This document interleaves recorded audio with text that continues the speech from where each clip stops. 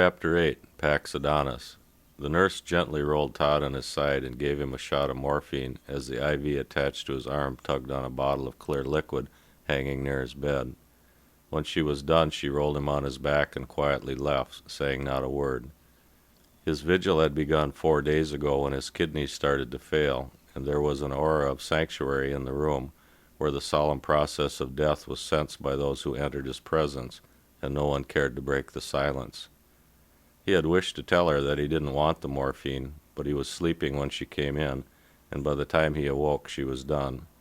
He tried to speak to her as she was leaving the room, but since he could no longer swallow and his lungs were nearly full, the small amount of railing air which he tried to pass through dry vocal cords made only a soft and rasping whisper. For 2 days he had experienced no pain, and his mind had become clear, as if the burden of his sinking body had been removed from his presence. The morphine left him disoriented for a few hours after each injection, and he wanted to die with a clear head. But as his shots were now reduced to 4-hour intervals and he couldn't seem to make his request known, the numbing effect of the drug constantly interfered with his body's natural euphoria. During the night he experienced a resurgence of energy and could even sit up on his own, something he hadn't done for nearly 3 weeks. But he did not try to move when the hospice people were in the room, preferring to keep the secret to himself. After the nurse left, he slowly reached for the control and raised the bed, struggling to pull himself up to fit the changing contours of the mattress as it rose. He looked out the window into a gray morning that matched the pallor of his skin, and saw the sign in the lawn which reminded him why he was there: Pax Adonis, AIDS Hospice for Men. It had been nearly 2 months since he entered the hospice, and he could hardly remember his life before he came there. Focusing on the sign, he blinked his eyes several times, trying to overcome the effects of the morphine, and attempted to clear his throat as he began to gather his presence of mind. Until yesterday, and for nearly a month prior to that, he had few thoughts of who he was or where he came from, living in a twilight where the past and the future faded into an ever-present now, devoid of feelings or urges, living merely because he wasn't dead. Even his circadian clock had failed him. The basic sense of night and day were gone, with the attendant cycles of wake and sleep, eating and voiding, as well as the biorhythms of daily activities, all replaced by a timeless monotony, broken only by the external routines of the hospice staff when they changed an IV bag, bathed him, or gave him his shots. During that time, no one came to visit and no one called. His family lived far from the city where he was in, and they were not aware that he was about to die, or even that he was in the hospice. When he left his job and knew he had little time left, he wrote his mother to tell her, but he never got a reply, so he did not try to contact them again. When the signs of the disease began to show, all of his straight friends and business associates distanced themselves from him, and when he was finally too ill to work, they all left, even the 2 women he worked closely with at the art gallery. Many of his gay friends had already died from the disease, but the few friends he had left would visit him regularly at home, and they continued to see him at the hospice. As he grew weaker and didn't respond to their presence any longer, they too went away, the futility of their efforts to communicate and the fear of seeing themselves in his emaciated body growing stronger than their attachment to him. The one person who would have stayed with him to the end was his partner Michael, but he had died 2 years ago. Todd had nursed him to the end at their home, and he too experienced a surge of energy a few days before his death. Drifting in and out of coma that last week, he awoke with Todd at his side and asked to be carried out to lie in his favorite lounge chair on the back porch for his final hours. As he lay peacefully viewing the garden beds that they had tended faithfully over the years, he waxed poetic about beautiful flowers and blooms he saw before his eyes. Todd strained to envision what Michael was seeing, but as he looked out at their neglected and dormant gardens under a gray October sky, his grief was too great for him to share in his partner's euphoria. Todd stayed at his side on the porch as the hours plodded by. The sun set and then rose as they drifted in and out of sleep, sometimes together, sometimes separately. Early that morning, Michael asked Todd for a tablet and pencil, and with extreme effort he composed a song as Michael held a tablet under his trembling hands. When he was done, he asked for a drink of water, and when Todd returned from the kitchen, Michael had lapsed into a final coma. They had made a pact when they were first both diagnosed with HIV, promising each other that the last to fall ill would see the other through to the end and then commit suicide. But after he gently lifted the tablet from Michael's chest to read the words over and over again as tears of utter grief mingled with the notes, he changed his mind. A few hours later he closed Michael's eyes, and as he held his partner's hand until it grew cold, he vowed to make their bond of suffering complete by sharing the experience, hoping whether he followed sooner or later, Michael would be there to greet him. With his vow close to fulfillment and his bond nearly complete, he lay now on his deathbed with a clear mind, much like Michael did on his last day, and as he looked out the window at the sign, he began to think back on the solitude and mindless state he inhabited for the previous month. He was thankful that the illness robbed him of his memories along with his vitality during that time, giving him a respite, for buried within those memories were feelings of guilt and remorse, feelings that tore at him more than the disease ravaging his body. But now, as he awoke from his limbo and saw the end near, those feelings were gone, left in the twilight he came from. In fact, nearly all feeling was gone. His mental anguish and physical pain had been replaced with a peculiar exhilaration, like the euphoria of a long-distance runner who gets his second wind, except it had a certain hollowness, for there remained a loneliness that a runner doesn't have. Not a loneliness of being alone, for all runners sense that, but a loneliness of not sensing the miles behind you that brings you to that second wind. For all the years that he knew he was HIV positive, he denied the inevitable, postponing the anguish of confronting his life and the suicide behavior which brought him the disease.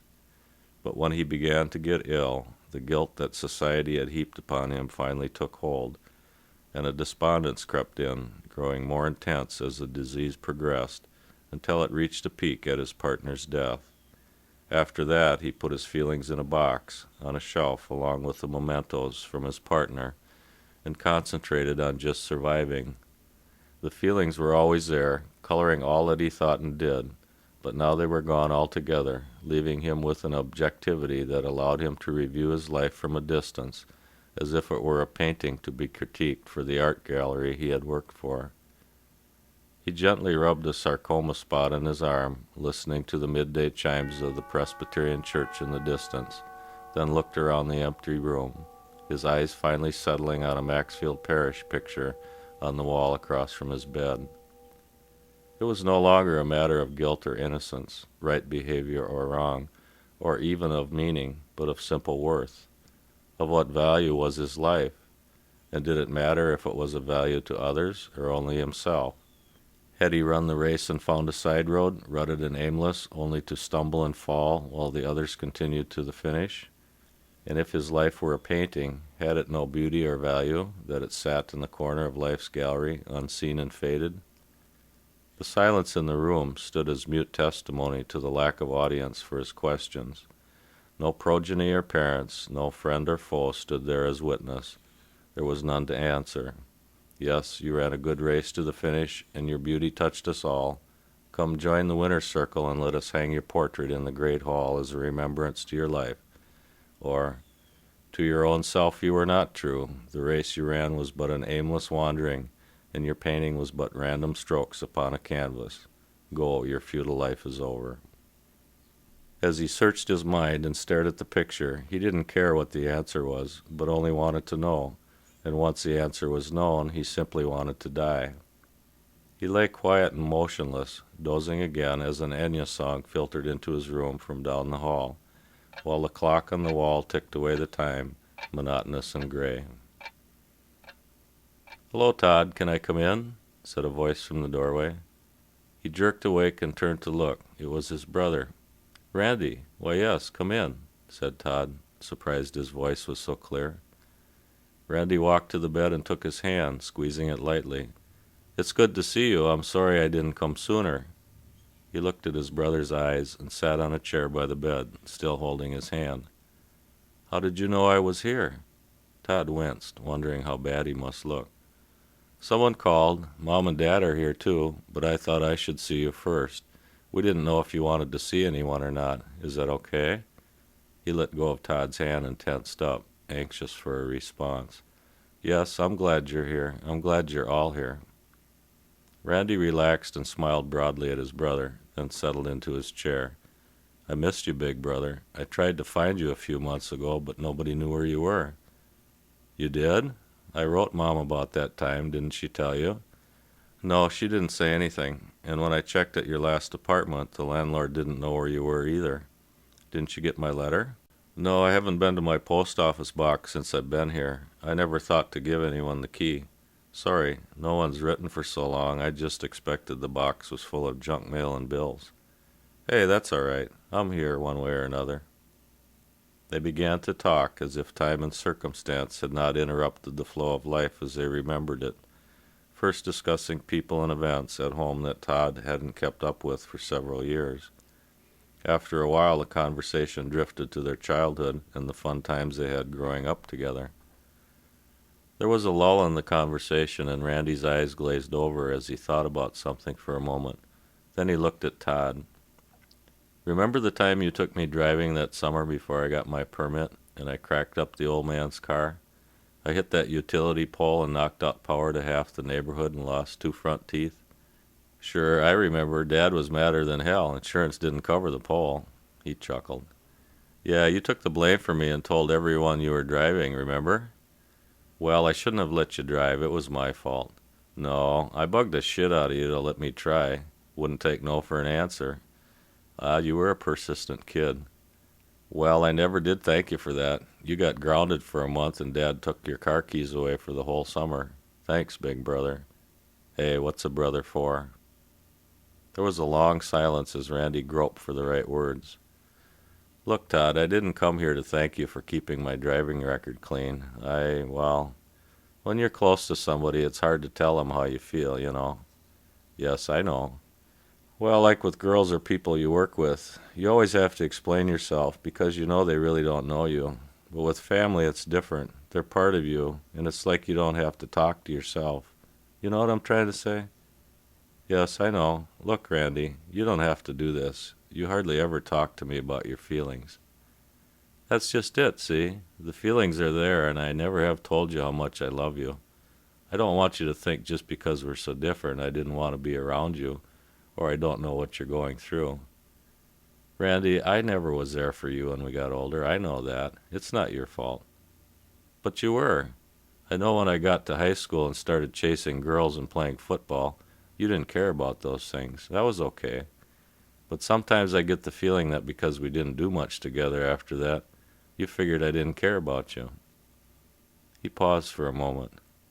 Look, my buddies helped me chase girls and play football. And when I got older, they made the day go faster by doing stuff after work with me. But that's different than what you did for me, lots different. Todd looked at him with a puzzled expression. Randy had never talked to him like this before. Randy continued, It wasn't so much what you did, though God knows if you hadn't helped me with homework all those years, I never would have made it through high school. It was the way you were, just being you. Randy, most of the time your friends teased you about your fag brother, how... No, they didn't tease. Sure, everybody knew you were different, and they thought it was funny, you know. Kids sometimes said stuff. But honest, Todd, they respected you. Remember that time you played Willie Lowman in Death of a Salesman in the senior play? Me and my friends did more growing up watching you do that part than all the whores on Charles Street ever could. You went to Charles Street in 10th grade? Todd gave him a frown. Randy gave him a sheepish grin, then continued. Look, when I was busy being a macho stud and acting like a shit, you were always there, being this nice guy who never hurt anybody. You were sensitive and like a girl. Everybody should have things like that in them, you know? Hey, you aren't a girl. You're a man who's sensitive. That's something you've taught me, Todd. He hesitated, then began talking soft and deliberate. I've got to tell you something. Something that happened after you brought your friend home for Christmas 6 years ago. You mean the time I came home with Michael? Yeah, that time. When you and Dad had that big fight in the garage and you never came back. After you left, I listened to the relatives say some bad things about you. I didn't say much, didn't want to make matters worse. Randy, I shouldn't have come around with Michael. They're mostly hard-working, ordinary, redneck assholes, but that isn't what I wanted to talk about. Anyway, after you left, I was feeling bad about what happened, how you've been made out to be the black sheep and all. About a week after you left, I had this dream, and he hesitated, looking for words to describe it. I had this dream. It was real vivid, like out of Revelation or something, not like any dream I've ever had before. You were dressed in black, and everybody was mad at you. They just picked away at you when you weren't looking, and it sort of ate at you. You kind of curled up and went off somewhere, sort of died. But the worst part was I saw what those other people saw and figured you were like what they said you were. Then all of a sudden something white appeared in the distance where you had gone. I looked past those bad feelings everybody had, and the spot grows as it comes toward us. It was you, Todd, and all of a sudden you loomed up through this dark cloud, and you were this big unicorn coming at me. Jesus, you were the most beautiful thing I ever saw, glowing white, like there was a light inside you. And that horn, it was, I can't describe it. I can only tell you it made me feel awestruck and like I was seeing something nobody else I knew ever had, this beautiful horn. Randy was on the verge of tears, overcome by feelings the dream brought back, and distraught that Todd might not understand what he was trying to say. Todd put his hand on Randy's shoulder, touched by his brother's words. They sat quietly for a few minutes, then Randy got up and walked to the door. He turned and looked at his brother for the last time. "Think about what I said, okay?" he said. "I will. See ya, Todd." He lingered, not wanting to leave, but knowing he must. "See ya, Randy." Randy left, and the room was still again. Todd sat quietly, looking at the picture on the wall as his brother's words hung in the air. After a few minutes, there was a knock on the open door. "Hello, son. Mind if I come in?" said a voice. Todd recognized the voice immediately, then turned to look at the man standing in the doorway. "Sure, Dad, come in." He hesitated a moment, then entered the room and sat in the chair by the bed. After looking around the room, he looked at Todd's hands, then his face. "Sorry, son, I should have come sooner." "That's all right, you're here now," said Todd, not knowing what else to say. There was an awkward silence, then his father spoke again. "You still driving that BMW?" "No, I sold it a few months ago." "Your Uncle Bill bought one a few years back. Said he liked yours so much when you came to visit he had to have one. They're good cars." Todd looked at his father as he tried to get comfortable in the chair. "How's the Cubs doing?" "Oh, same old stuff. Pitching's still lousy, but the beer's good. Still waiting for the day they win 100 games. They talked about sports and cars for a while. Then there was more awkward silence. Finally his father began to speak what he had come to say. "Remember Uncle Ed when he was at the vet's hospital just before he died, when you were away at college?" "I remember. He was my favorite uncle. I didn't see him much toward the end. It was a long drive. Well, I was at the hospital with him one day just before he died, and I wheeled him down to the cafeteria for a snack, then took him outside for a break. We were sitting there talking when two men came out and lit up cigarettes, and Ed says to one of them, 'Got an extra one?' Now, I know Edith bugged him for years, and when he got emphysema, she was merciless in blaming him. But I knew he was down to his last few pitiful breaths, and I figured this one might kill him. Hell, he was breathing through his stomach, his lungs were so bad. 'Ed,' I said, 'maybe you shouldn't.' 'Bill,' he said, 'I enjoy him. I always enjoyed him. I'd rather die young and happy than old and grumpy. Dad, you don't have to do this. It doesn't matter to me if you can't accept.'" "No," interrupted his father. "That isn't the point, Todd. I never agreed with what Ed did to himself, and I'll never agree with what you did to yourself. But that doesn't mean I don't understand. Look, son, Ed lived his life the way he wanted, and he was happy. Maybe he died younger than he had to, but so what? Me, I haven't done one thing I really wanted to do in my life, and sure, I might outlive you all, but I'm one sorry son of a bitch for doing it." But I don't understand, Dad. You seem so content with life, so sure of yourself. Todd was puzzled. He had never thought of his father as unhappy, and he had never heard him swear this much before. Content? Sure, who wouldn't be if you played it safe all those years? But that's got nothing to do with happiness. I've been doing what other people expect of me for my whole life, and not once did I have the balls to do the things I really love. But you're a successful surgeon. You've saved so many lives. I thought you... Todd, he interrupted, I never wanted to be a doctor. Your grandfather was one, and he expected me to be one. The whole family's been in medicine since before they came over on the boat. No, I wanted to build houses. Always wanted to build houses, ever since I was a kid and built my first tree house. You did? But why didn't you? Because it was blue collar, don't you see? It would have upset too many people. Jesus, Todd, it's just one thing, one of so many things I haven't had the guts to do over the years. He sat quietly for a moment, looking at his hands. Then he went on. When you brought your friend home that time, I saw how happy you were, really happy, and I was jealous and mad. I was mad because you never would do what you were told. Hell, all those years we put you in counseling and therapy, tried to make you normal, it never worked. And jealous because you were happy and doing exactly what you wanted to do in spite of the rest of the world. He sunk in the chair, relaxed for the first time since he entered the room. Todd looked at his father, seeing a man he had never known before. They were quiet for a while, then his father got up and walked to the door. He turned and looked at Todd, knowing this was the end. You had a good life, son. Don't let anyone take that away from you. Thanks, Dad. Mom's in the lobby. I'll send her up. See you, Todd. He smiled, then turned and left. Todd sat quietly looking at the picture on the wall again as his father's words echoed in his mind. After a few minutes, someone walked up to his bed. Hello, Toddy, said a soft voice. Todd looked up at his mother with a smile. Hello, Mom. He tried to swallow as she sat down in the chair and began to stroke his hair. She continued to stroke his hair, trying to put it in place. He had beautiful blonde locks the last time she had seen him, and now the sight of it made her want to cry. It was so lifeless and gray. He looked so old, she thought, older than me. My poor son, he was so handsome, so alive. Dear God, what has happened? She gathered her reserves, forcing herself to be strong. It's been so long, Todd. I missed you so much. She stopped stroking his hair, then began to gently rub his arm.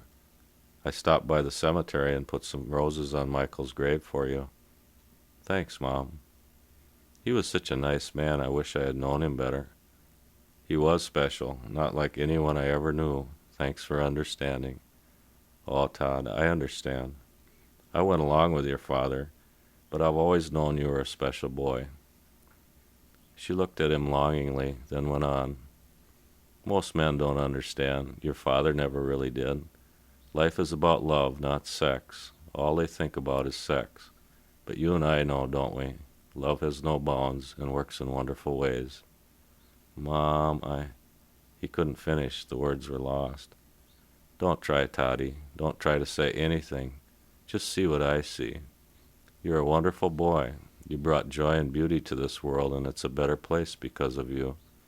When most people were hurting and hating others, trying to tear things apart, you brought things together. The way you helped people, the beautiful art you gathered, the way you decorated homes. These things mean more than all the silly things so many people do today. Don't you see? You're such a gentle person. That gentleness has helped us all to remember what we should be like. Help men like your father realize that telling other people what to do isn't the only way to live. Oh, Toddy, I see what you see. I looked at your Michael and saw it in him too. There are men who are sensitive and caring, who love the beauty of a flower over the strength of their arms, men who don't have the vanity of a woman and yet can add breadth to the heights, men who don't find it in us and must find it in each other. I love Michael and I love you, and whether you did wrong by each other, I don't know what to say, but I know the intentions of your hearts were pure. She stood and stroked his hair one last time, then kissed him softly on the lips. He had fallen asleep, so she whispered into his ear, I love you, then quietly left. Once again the room became silent, and his sanctuary was at peace. The nurse came into his room for his 2 o'clock shot, hesitating before she got to the bed. She didn't hear his steady breathing. She laid the syringe on the nightstand and walked up to him, touching his arm lightly. He was gone. She left and found her supervisor. When they returned, he checked Todd's pulse and listened for a heartbeat with his stethoscope, then shook his head. "He hung on longer than most," he said. "Yes," she replied. "It was like he was waiting for something." "Well, it's too bad he was alone his last month. Did anyone come to see him today?" "No, no one was here. I came in around noon, and somehow he had managed to put his bed up, but he was in a coma by then. I sat with him for about an hour, holding his hand and stroking his hair, until about 20 minutes ago, then went out to get his morphine. He must have died shortly after I left the room. I remember him before he got sick. I bought some paintings several years ago from the gallery he worked at. He was remarkably handsome." He looked at Todd's face, trying to recall his past appearance. His birthday was next week. He would have been 33. She wiped a tear from his cheek, still moist and warm, then closed his eyes. He was such a nice man, never complained. She put the bed down, then asked, "He never said much to me. Did he have a family?" "I'm not sure. He didn't mention any, but he did talk about his partner when he first came here. He was a musician, I think. He died a few years ago, so that's no help." The supervisor picked up the chart from the end of his bed and thumbed through it. "Says here no family to notify. I'll call the county morgue and have the body picked up." The nurse pulled a sheet over his face, then left. An hour later, 2 men from the morgue came and took his body away, leaving the room silent and empty. After they had gone, the nurse returned to clean his room, for the next man on their waiting list had already been called about the vacancy. Todd left no instructions for the disposal of his belongings, so she went to the closet and began gathering his things to throw them away. There wasn't much there: a few shirts, some trousers, 1 pair of shoes, and a small box on the shelf. When she lifted it down, the box tipped, and a gilded frame fell to the floor, cracking its edge. She stooped to pick it up and looked. It didn't hold a picture, but a song that was written in a labored yet graceful longhand script, with small water stains scattered amongst the notes and the words. She sat on the bed and pushed her hair back. Then she slowly started to read. "Phantoms lingered as I slept. Still waters churned as angels wept. O distant dream of dark disdain, fade softly now while Luna wanes. As morning light awakens me, warm rays of golden ecstasy, for at my side I now can see a weeping angel carried me. O my beloved, joys untold await us as the dawn unfolds."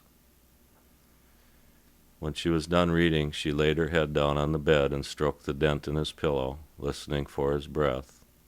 All that was left of him was the faint smell of hyacinth in the air. Blithe spirit, he had gone.